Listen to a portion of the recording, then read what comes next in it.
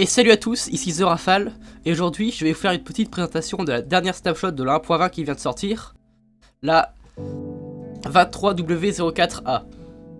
C'est la deuxième snapshot de l'année, la première n'était pas très intéressante, donc je ne l'ai pas présentée, mais grosso modo elle rajoute ça.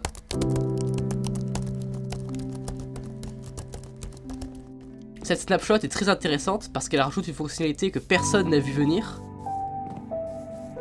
Les Trim d'Armors. Les Trim d'Armors peuvent être faites avec des armures, un matériau et un patron. On met le patron, la pièce d'armure, le matériau, et hop, on a un motif. Cependant, il est consommé lorsqu'on l'utilise. Donc il faut en prendre plusieurs si vous voulez faire une armure complète. Hop. Une armure en diamant avec un motif de ligne en fer. Les patrons peuvent être trouvés dans des coffres de structure.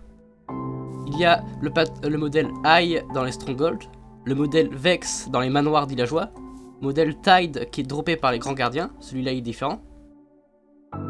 Le modèle Snout qui peut être trouvé dans les bastions, le modèle Rib qui peut être trouvé dans les forteresses du Nether, le modèle Spire dans les villes de l'End, le modèle Sentry dans les outposts villageois, le modèle Dune dans les temples du désert, le modèle Coast dans les épaves, le modèle Wild dans les temples de la jungle, et le modèle Ward dans les Ancient Cities. Il y a aussi la Netherite Upgrade, celle-ci est différente, car elle sert à améliorer les armures en diamant, et les outils en diamant aussi, vers les outils en netherite.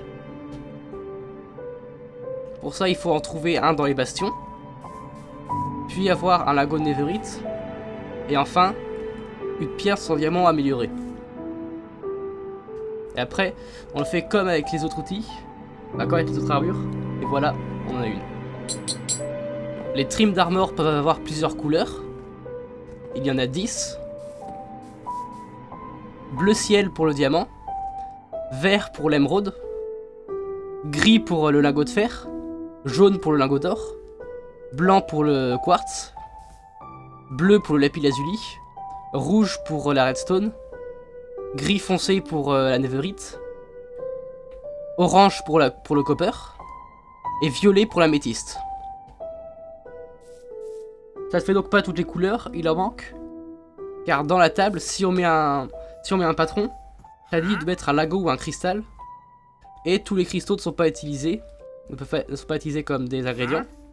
Par exemple, le cristaux de prismarine. Attendez une minute. Excusez-moi, j'avais trouvé des laisses par terre. Les patrons ne peuvent pas être craftés, il faut les trouver dans les donjons. Cependant, vous pouvez les dupliquer grâce au patron.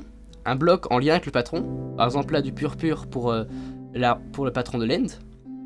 Et ensuite il faut les entourer avec des diamants. Et hop, vous le dupliquez. Ça rend les patrons donc assez chers pour des simples objets de customisation. Sachant que d'autant plus, ils ne sont pas forcément garantis d'apparaître dans des coffres. Voici par exemple un coffre d'épave. Et là un coffre de temple de la jungle. Si j'en ouvre, si j'en fais apparaître, vous voyez qu'ils n'apparaissent pas à tous les coups. Et que même ils apparaissent assez rarement.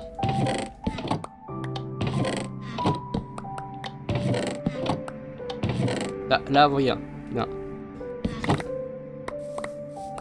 Il me semble que la fréquence d'apparition c'est environ une fois sur 10. 10% de chance pour la plupart. Certains en dessous, d'autres plus élevés, par exemple le temple de la jungle que je viens de faire. Si je fais l'épave par exemple, ça va prendre beaucoup plus de temps.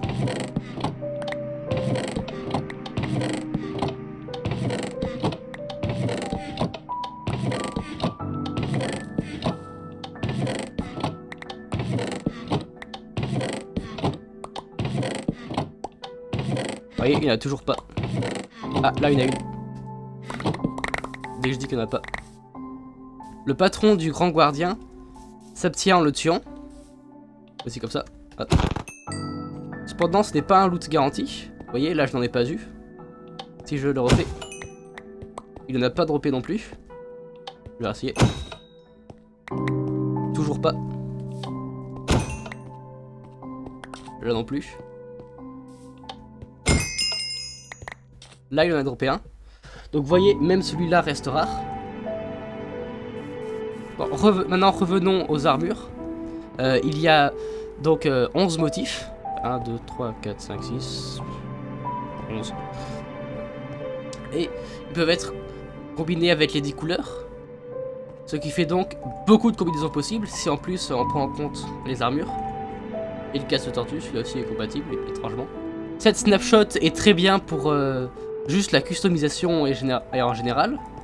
Et il est aussi très bien pour le multijoueur, parce qu'il permet de différencier les équipes, ou juste l'appartenance à un groupe, pour s'il y a des groupes en multijoueur, des trucs comme ça. Et c'est juste une très bonne snapshot en général. J'espère que cette présentation vous a plu. J'ai essayé de le faire sans script aujourd'hui, parce que je fais toujours mes vidéos scriptées. Et le problème avec ça, c'est que ça prend beaucoup de temps à faire le montage. Donc là, je voulais voir si j'étais capable de faire des vidéos sans script. Donc n'hésitez pas à me dire ce que vous en pensez, si vous voulez que j'en fasse plus ou pas. Donc sur ce, je vous dis à la prochaine.